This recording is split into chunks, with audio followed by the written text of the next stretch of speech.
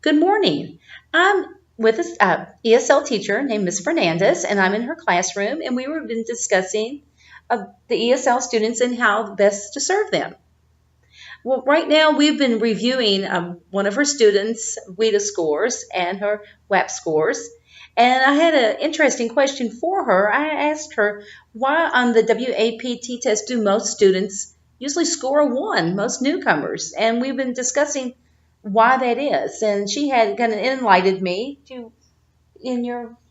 Well, the only thing that I told her was that mainly there's not on the Kendo description, there's not a zero level. Everything starts at one. So even if a kid comes here and doesn't know any English, that's where they start. Not because, I guess, even if they don't know any English, that's where they're going to start. We've also been discussing the can-do and descriptors and what a wonderful product that is. Well, I mean, all teachers could access that or utilize the can-do descriptors. I know that Ms. Fernandez and I were talking about introducing these to the regular ed teachers, and she had some interesting insight to this. Well, one of the things that we can do with the candidate scriptures is use them to know what the students, the ESL kids know, or what they can do. For example, if they're at a level 3, then it says there, this kid can do these things with listening, reading, writing, and speaking. So a lot of the times we can use those to decide what kind of assessment or what kind of work we're going to be expecting from that student. And this past year, she was able to take two science teachers to a training, an ESL training, and she discussed about a few minutes ago, we were talking about what a wonderful tool that the can do descriptors, and it was so eye opening to the teachers. And I'm going to let her tell you a little bit about how eye opening it was to her teachers. I took two science teachers, one of them a biology teacher and the other one an earth science teacher. One has been teaching for over 10 years and the other one a first year teacher. And I took both of them and we were in the conference, and the teacher that has been teaching for more than 10 years, she said she never really heard much about WIDA and then the scriptures and how to utilize them. So she was very surprised that it was really easy to use them and to follow them, how to use them with her ESL kids. And that kind of leads us into the four domains, especially in the area of reading, how important the can do descriptors, well, what part that they play a part in the regular classroom and in the ESL pullout setting. Because I know that having those benchmarks that you can utilize to realize where the student should be at a certain time in their education career is so important, and what you can do, and even with the suggestions. And I know sharing those with the regular education teachers is just eye opening for them, because it kind of gives them a tool to utilize too. It also helps them plan their lesson plans. For example, if I were a mainstream teacher and we were going to read a play, I can look up at the kind of the scriptures that my ESL kids have, and then I can say, well, this kid has a level 3, so he may be able to understand some of what's going on in the play, but maybe we can do something else for him or try to find an easier play, not necessarily, I guess, dumbed down, as someone would say, but more of, easier language that the student can read instead of this really complex vocabulary play. Yes, and language development plays such a part in an ESL student's life. And I understand trying to find something that's on their level yet challenging is a big part of an ESL teacher's job. But of course, we want the students to be successful. And if you give them something that is too challenging, then that kind of defeats the purpose of them learning the new language. And in looking at the test scores of the a student that we've been discussing from your classroom, the student, I noticed that she had an overall, she started out, well, last year with the WAPT score as a newcomer of 1. And then 2016, the WIDA score, she did awesome. In the speaking, it was 3.9, listening was 2.5, writing 2.4, and then the oral language 3.0. Overall, she had a 2.3. And so I'm kind of curious in the area of speaking, why do you think she did so well in speaking on the WIDA assessment?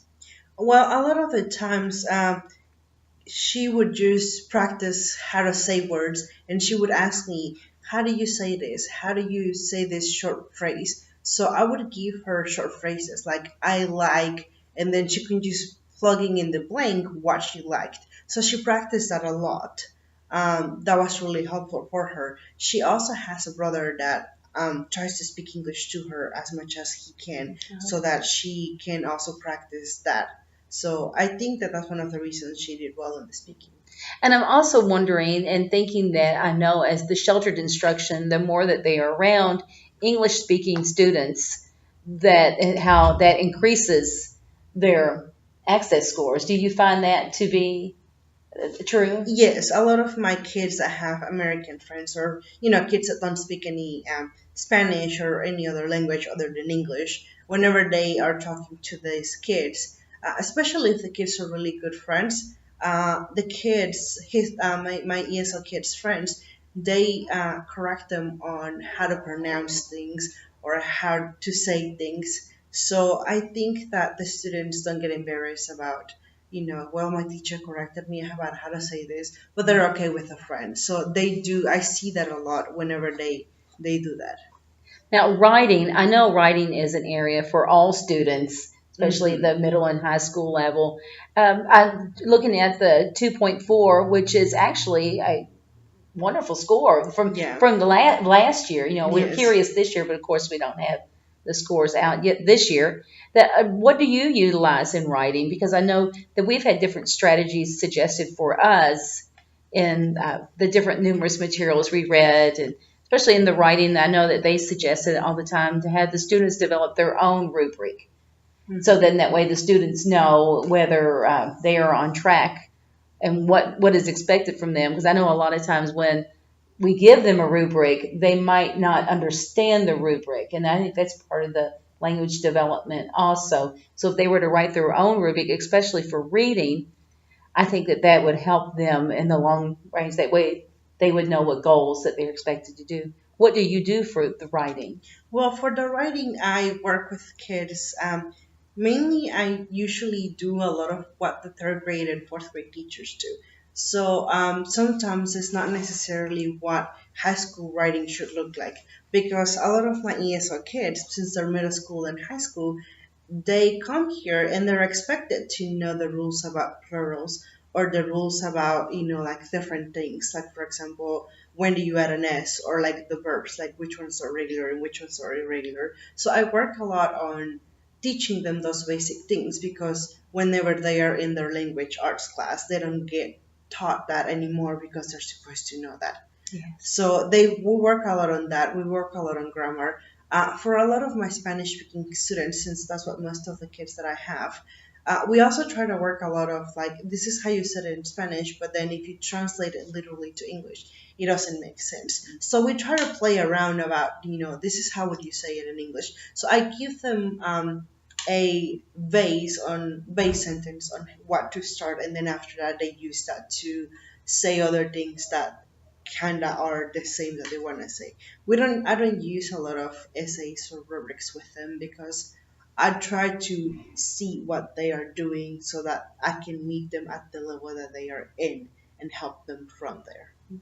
I know that in the area of writing that is difficult for a lot of students, but I think that the more that we immerse them in the reading, which is another important area Hmm. of the domain, I think eventually the more they are immersed in seeing how written text is supposed to be, eventually that if it's reviewed and reviewed, then they realize in their writing, oh, okay, I have to start with the capital letter and end with the period and the commas, and it is quite difficult for all students, and especially the ESL students because Hmm. the grammar rules. Yeah. Well, a lot of my ESL kids, they come with those things already. They already know that, because they were studying back in their native country. So they know that they need to start a sentence with a capital, they need to add commas, they need to put periods or exclamation marks. So for them, it's just one of the things kind of just pretty much teaching them the structure of how to write in English instead of the very basic of, you need to punctuate or you need to capitalize because they know those things. So a lot of the times it's easier for me not to kind of, work with them on that, but mainly on what they need. And in the area of listening, I know since you do have the one pull out class, and then you do a lot of the sheltered instruction, the listening skills.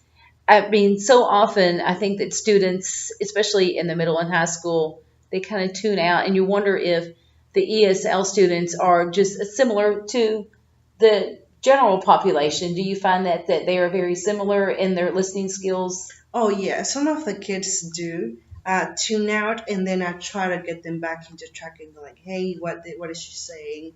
Or if I see them tune out, then I ask them if they're understanding what the teacher is saying. A lot of the times the kids don't, so then I start explaining to them in Spanish. Well, this is what she wants you to do, and then also in my class. Whenever I have them listen, I usually make sure that they're looking at me and I tell them first in English what I want them to do. I ask them if they understood, and if all of them said yes, then I don't explain that in Spanish. But if they say no, then I tell them in Spanish, this is what I want you to do. Also, a lot of the times, when we work on listening, I do movement. If I want the kids to know, what pull chair in means, I demonstrate it for them, and then I ask them to do it. If I want someone to come and erase the board, I said, can someone come and erase? And then I motion to them what I want them to do. So they kind of know what they should be doing based on what I'm trying to show them to do. I know listening, I know I've some of the suggestions from the different readings that we had where teachers would pre-record short text, short stories or, whether it was fiction or nonfiction, and then they would have the students listen for certain phrases or certain questions to be answered. I didn't know if you were able to do any of that. I do some of that. I also read out loud to the kids, and then I first we do things, and this is we usually do it with songs, but a lot of the times I don't. But one thing that we also do is, for example, I give them a text. I read it out loud to them, and then later on that day or later on another day, I give them the same text, but I take out some words. So I read out loud to the kid. I have the text completely full. So I read out loud. And so the kids just have to fill in the blank, whatever it was missing. So it also helps with them listening. And a lot of the times, it's words that we've been working on, the sounds, and then all of that. How about in technology? I was thinking that I use in technology, I've used in the past in my classroom, they have a program and it's a Read Write Chrome, and it actually it reads the text for the students. They can go in, they can find passages from the latest world news, or it could be a passage that they had written on the computer and they can highlight it and it will read to them. Have you ever used any technology like that with the students? No, but my students use Google Translate a lot, and that also does the same thing too. So it reads out loud to them in English, and then as they can translate it into Spanish. But a lot of the times they just listen it in English, so it helps them to know what it is. Yeah, because technology is such a big part, and I know most school systems are strapped for money. A lot of the school systems do not have the extra iPads or the extra computer for them. Do you find that your students have any support at home, or are they limited in the area of technology?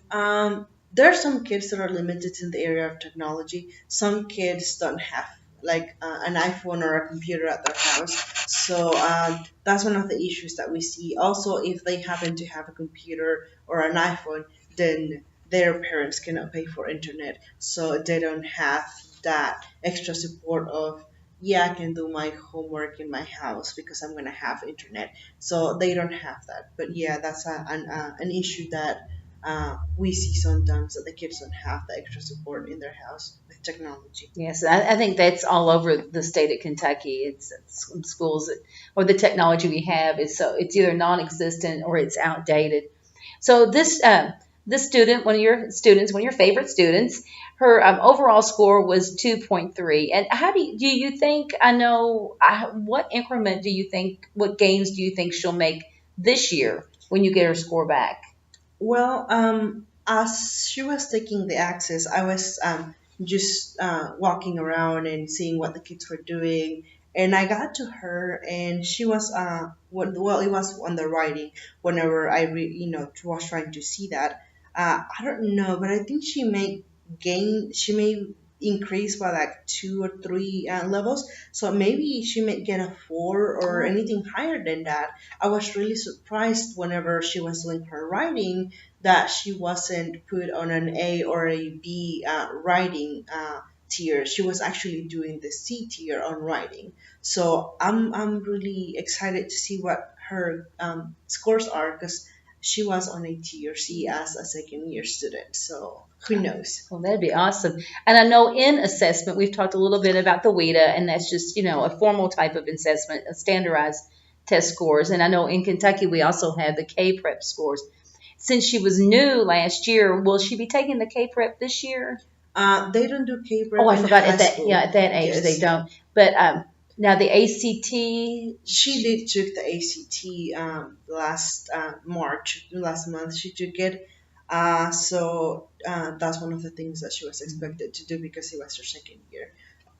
yeah, it was interesting. We had talked earlier before this recording about the ACT and how that the students, the ESL students, are not allowed to have any accommodations, like extra time on the test, Mhm. which we both decided that that really wasn't a fair option for the ESL It is. students.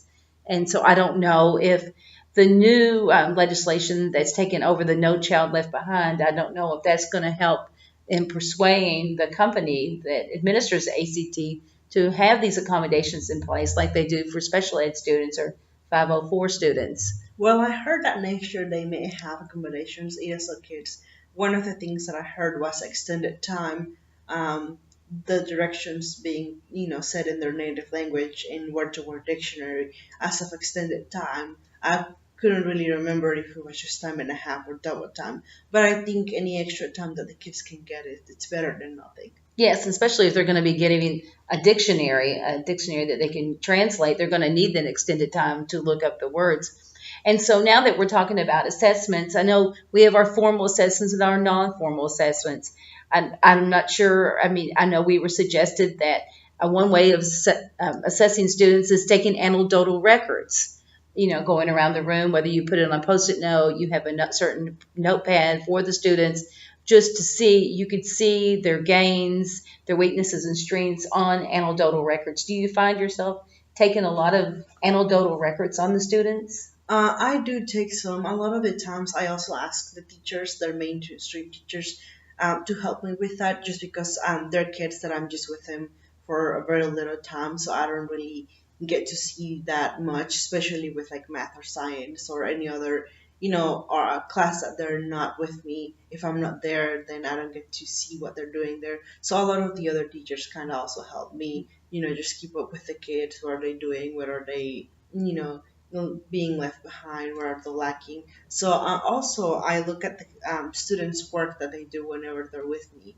If I taught them a grammar rule and they're still struggling with it, I check up on, later on, see if they have already understood it or if we need to go back and review it again. So I just kind of go by what the kids' work shows me that they still need help with. I know formal assessment for children, even if you're just doing the random assessing in your room, for ESL students, it might not look like it would for the general population in teaching English because making the small gains are so important. And I think that having the anecdotal records and having copies of the work samples will help students, especially as they get towards their WIDA scores or they've increased and they start thinking about exiting criteria for these students, because we just can't really base everything on the WIDA test score, the access scores. No, sometimes we have some kids that show that they have exited or that it shows that they have the scores to exit,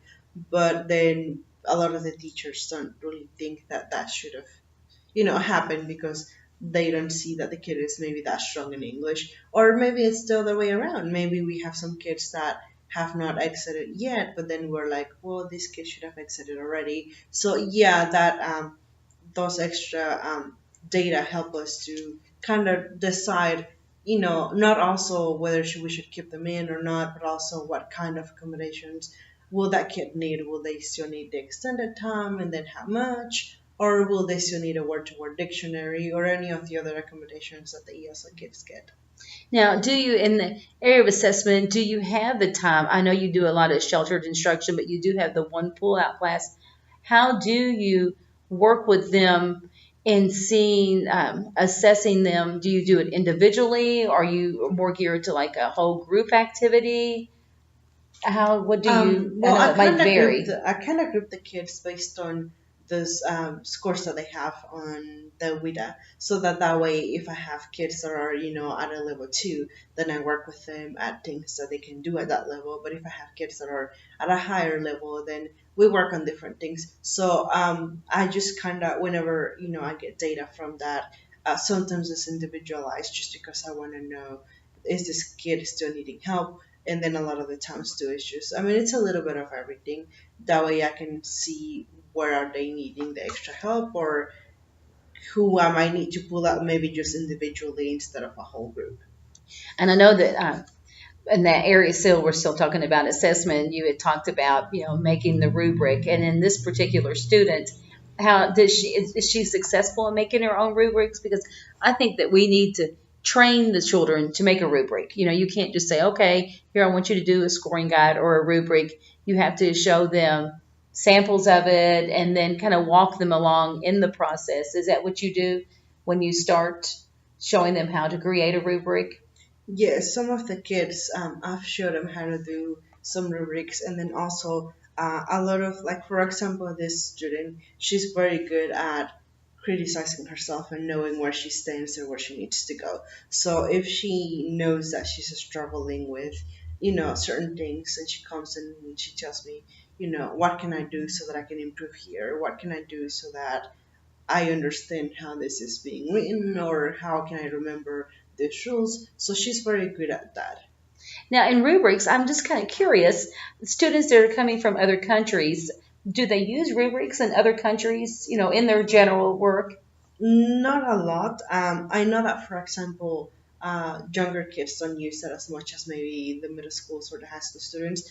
But maybe if they use rubrics, because I have 2 kids that are just newcomers, and we've talked a little bit about that. They say that the teacher gives them the rubric, that they don't make up the rubric. So Oh, okay. they just know, I guess, what to expect instead of doing it themselves. So we do a little bit of both. That way they can get used to doing theirs later. Well, you're such a wealth of knowledge, and it's hard for me the past month to tell you everything I've learned from my assessment class because I'm learning more and more every day, and just learning to going through being able to go through the access scores and figure out what the child needs and how to assess them to make sure that they're making the gains. I know that's one area that all ESL teachers and all teachers struggle with, Hmm. just to make sure that they are making progress throughout the year and just not at the time for the WIDA test, because you can't wait for one test a year to show their Yeah. improvement. But thank you for having me. And I know we had worked with each other previously before in different roles, and I just want to thank you and have a nice rest of the year. Oh, you're welcome.